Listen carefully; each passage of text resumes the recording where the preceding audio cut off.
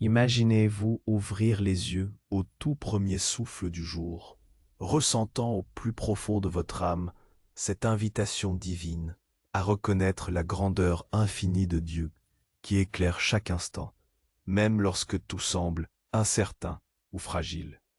Cette prière matinale ne se contente pas d'un simple remerciement.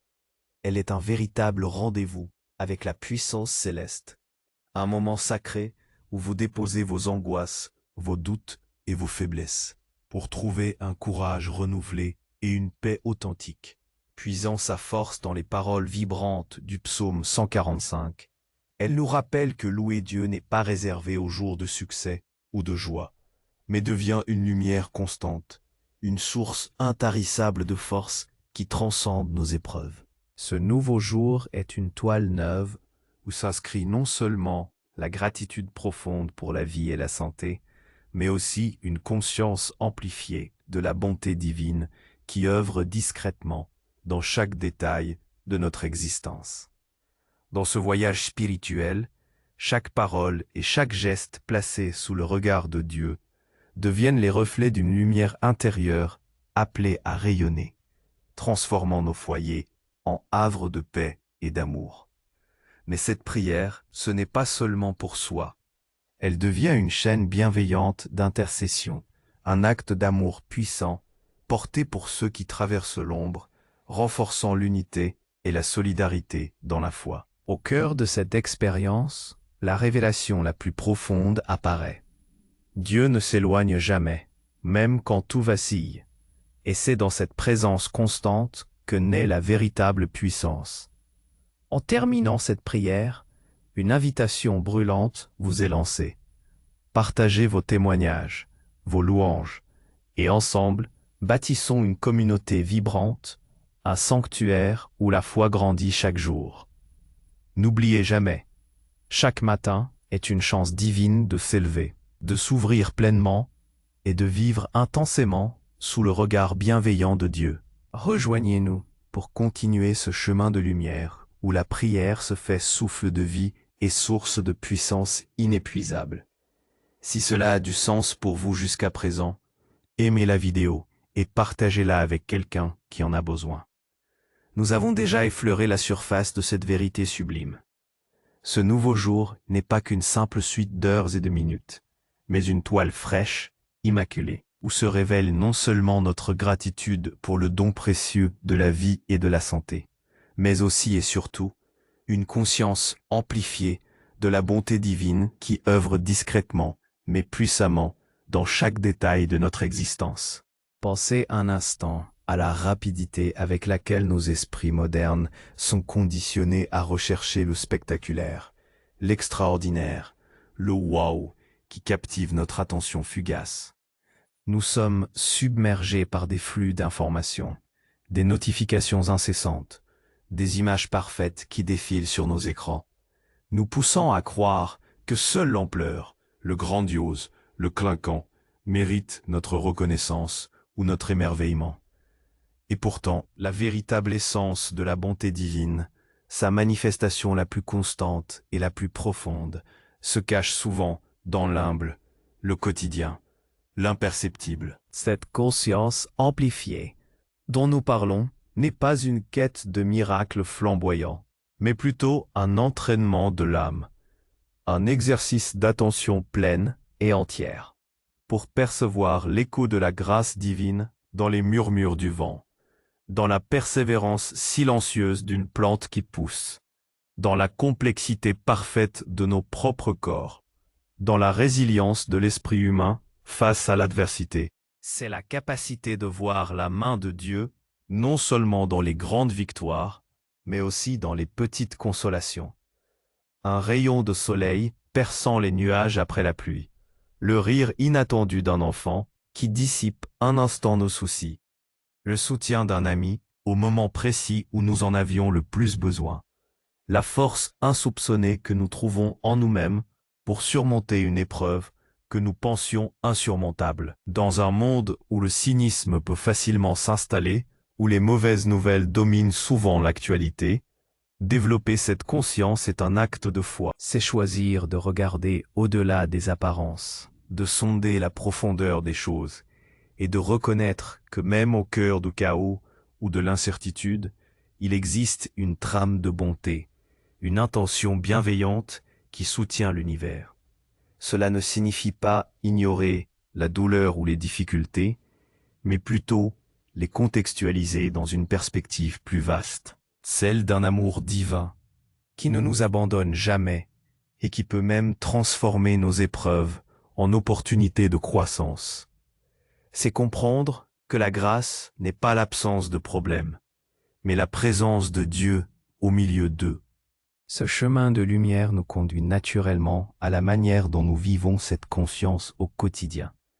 Dans ce voyage spirituel, chaque parole que nous prononçons et chaque geste que nous posons, lorsqu'ils sont placés sous le regard attentif de Dieu, cessent d'être de simples actions mécaniques. Ils deviennent au contraire les reflets lumineux d'une lumière intérieure, cette étincelle divine qui réside en chacun de nous, appelée à rayonner bien au-delà de notre propre personne. C'est une invitation à l'authenticité et à l'intentionnalité dans tout ce que nous faisons. Pensez à l'impact de nos mots dans le monde d'aujourd'hui. Les réseaux sociaux, les échanges instantanés, les conversations parfois superficielles qui remplissent nos journées. Tout cela nous offre une multitude d'occasions de parler, d'écrire, d'interagir. Mais combien de ces paroles sont véritablement construites, empreintes de bienveillance, porteuses d'espoir ou de réconfort? Placer nos paroles sous le regard de Dieu, c'est choisir de parler avec sagesse et compassion. C'est préférer le silence à la médisance, la vérité à la rumeur, l'encouragement à la critique facile. C'est utiliser notre voix non pas pour diviser ou dénigrer, mais pour unir, pour apaiser, pour inspirer. C'est reconnaître que chaque mot a un poids, une énergie, et qu'il peut soit bâtir, soit détruire. Imaginez l'onde de choc positive que cela créerait si chacun de nous s'engageait à une telle discipline verbale. Nos conversations quotidiennes, qu'elles soient avec nos proches, nos collègues ou même des inconnus en ligne, pourraient devenir des vecteurs de paix et de compréhension, plutôt que des sources de conflits. De même, nos gestes. Dans l'agitation de nos vies modernes, où le temps est une ressource si précieuse, où la productivité est souvent le maître mot, il est facile de glisser dans une routine où nos actions deviennent purement fonctionnelles, dénuées de sens profond. Mais quand chaque geste est accompli avec une intention divine, il se charge d'une nouvelle signification. Un simple repas préparé avec amour, un coup de main offert à un voisin sans rien attendre en retour, une écoute attentive à la détresse d'un ami, un sourire partagé avec un inconnu dans la rue. Tous ces actes, même les plus anodins en apparence, peuvent être transformés en prières silencieuses, en expressions tangibles de la lumière divine qui nous habite. Ce n'est pas tant ce que nous faisons qui importe, mais la manière dont nous le faisons, avec quelle conscience et quel amour. C'est cette qualité d'attention et de bienveillance qui transforme l'ordinaire en sacré. Et quel est l'impact de cette transformation personnelle? Elle rayonne d'abord et avant tout dans nos foyers, nos maisons, souvent des lieux d'agitation, de compromis, parfois de tension, sont appelés à devenir des havres de paix et d'amour. Comment cela se manifeste-t-il concrètement? Ce n'est pas par la perfection, car aucune famille n'est parfaite, mais par la présence constante de la patience, de l'écoute, du pardon et de la compréhension mutuelle. C'est quand les membres d'une famille apprennent à se parler avec respect, même en cas de désaccord. C'est quand les erreurs sont vues comme des opportunités d'apprentissage plutôt que des raisons de jugement. C'est quand la gratitude est exprimée ouvertement et que l'amour est manifesté par des petites attentions quotidiennes. Dans un monde où les familles sont souvent fragmentées, où le stress professionnel et les pressions sociales peuvent éroder les liens, transformer nos foyers en sanctuaires de paix et d'amour est une mission essentielle. Cela signifie créer un espace où chacun se sent en sécurité pour être soi-même, où chacun est valorisé et soutenu. Cela signifie instaurer des rituels, petits ou grands, qui renforcent le sentiment d'appartenance et de connexion. Un repas partagé sans écran, une prière du soir ensemble, une conversation honnête et ouverte. C'est un travail continu, une œuvre d'art qui se construit jour après jour, avec chaque mot gentil, chaque geste d'aide, chaque moment de présence.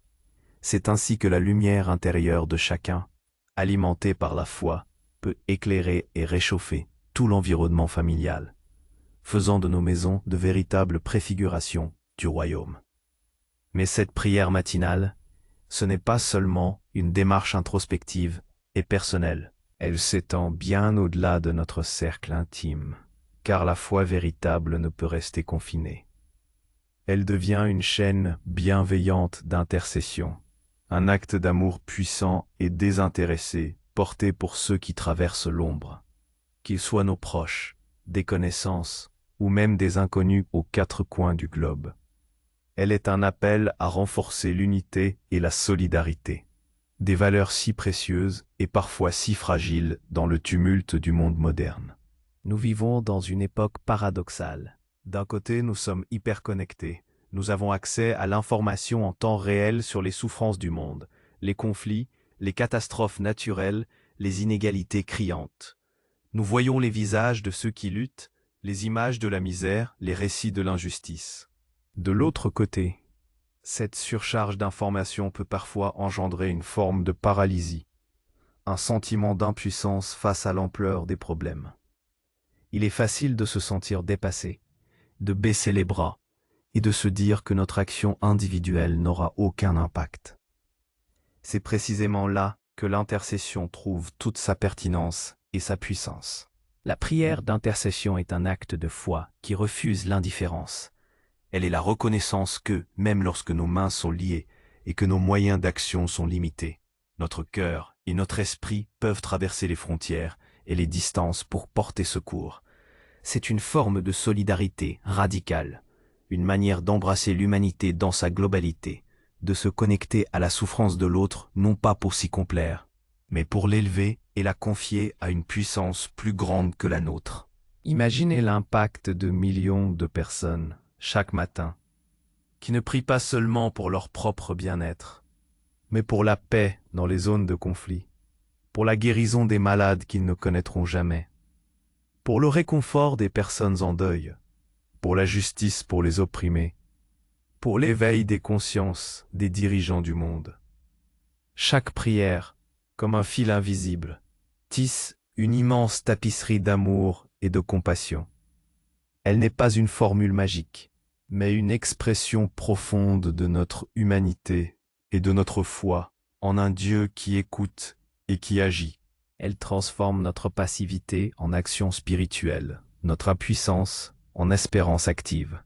Dans notre société individualiste, la prière d'intercession est un puissant antidote à l'isolement. Elle nous rappelle que nous ne sommes pas seuls et que personne n'est vraiment seul dans sa souffrance, car des cœurs prient pour eux. Elle crée des ponts invisibles entre les âmes, renforce le sentiment d'appartenance à une communauté humaine et spirituelle qui transcende les barrières culturelles, géographiques ou sociales. Elle cultive l'empathie, cette capacité fondamentale de se mettre à la place de l'autre, de ressentir sa peine et de souhaiter son bien. En priant pour les autres, nous nous ouvrons nous-mêmes à une plus grande compassion. Nous élargissons notre propre cœur et notre perspective du monde. C'est un appel à l'unité dans la foi, un rappel que nous faisons tous partie d'un même corps spirituel. Lorsque l'un souffre, tous souffrent. Lorsque l'un est guéri ou trouve la paix, la joie se répand. La prière d'intercession est le ciment de cette unité, le souffle qui la maintient vivante, la force qui la rend visible et agissante dans le monde. C'est en nous unissant dans cette intention bienveillante que nous devenons les mains, les pieds et la voix de l'amour divin sur terre. Et c'est au cœur même de cette expérience de prière, qu'elle soit personnelle ou intercessionnelle, que se révèle la vérité la plus profonde et la plus consolante de notre foi. Dieu ne s'éloigne jamais. Même quand tout semble vaciller autour de nous, nos certitudes, nos projets, nos relations, la stabilité du monde, sa présence demeure constante, immuable. Et c'est précisément dans cette présence inébranlable que naît la véritable puissance. Nous vivons dans un monde en constante mutation, où les repères semblent s'effacer à une vitesse vertigineuse. Les crises économiques succèdent aux crises sanitaires, les conflits géopolitiques s'entremêlent aux défis environnementaux, et le rythme effréné de nos vies personnelles peut nous laisser épuisés et désorientés. Il est facile, dans ce contexte, de se sentir seul, abandonné, comme un navire ballotté par une tempête sans fin. Les doutes s'insinuent. Où est Dieu quand la souffrance frappe? Où est sa bonté quand l'injustice règne? Mais la révélation que nous recevons dans la prière est que Dieu n'est pas un spectateur lointain. Il n'est pas un architecte qui aurait lancé sa création et se serait ensuite retiré. Sa présence est intime, enveloppante et surtout fidèle. Je suis avec vous tous les jours, nous est-il promis. Cette présence ne se manifeste pas toujours par des signes extraordinaires ou des interventions spectaculaires. Elle est souvent plus subtile, plus profonde, inscrite dans la texture même de notre être et de l'univers. Elle est le souffle qui nous anime, la conscience qui nous éveille, la force invisible qui nous pousse à nous relever après une chute. Accepter et intérioriser cette vérité, que Dieu ne s'éloigne jamais, est une source de puissance inestimable. Cette puissance n'est pas celle que le monde valorise. Elle n'est pas domination, ni contrôle, ni richesse matérielle. C'est une puissance d'un ordre différent, une puissance intérieure qui se manifeste par la résilience, la capacité de plier sans rompre, de traverser les tempêtes sans perdre espoir, de trouver la force de continuer, même lorsque tout semble perdu. Sachant que Dieu est là, nous ne sommes jamais vraiment seuls face à l'adversité. La paix. Une paix qui n'est pas l'absence de troubles extérieurs, mais une sérénité profonde ancrée dans la certitude de l'amour divin. Une paix qui nous permet de rester calmes au milieu du chaos, de discerner avec clarté au milieu de la confusion. La sagesse, la capacité de prendre des décisions justes, de voir au-delà des apparences, de comprendre les motivations profondes et d'agir avec discernement. Cette sagesse ne vient pas seulement de l'intellect, mais d'une connexion profonde avec la source de toute connaissance. Le courage, non pas l'absence de peur, mais la volonté d'agir malgré la peur, de défendre ce qui est juste, de prendre des risques pour le bien. Courage de pardonner, le courage d'aimer, le courage d'être vulnérable, l'amour inconditionnel, la puissance d'aimer même ceux qui nous blessent, de pardonner même l'impardonnable, de voir le divin en chaque être humain, quelle que soit son apparence ou ses actions.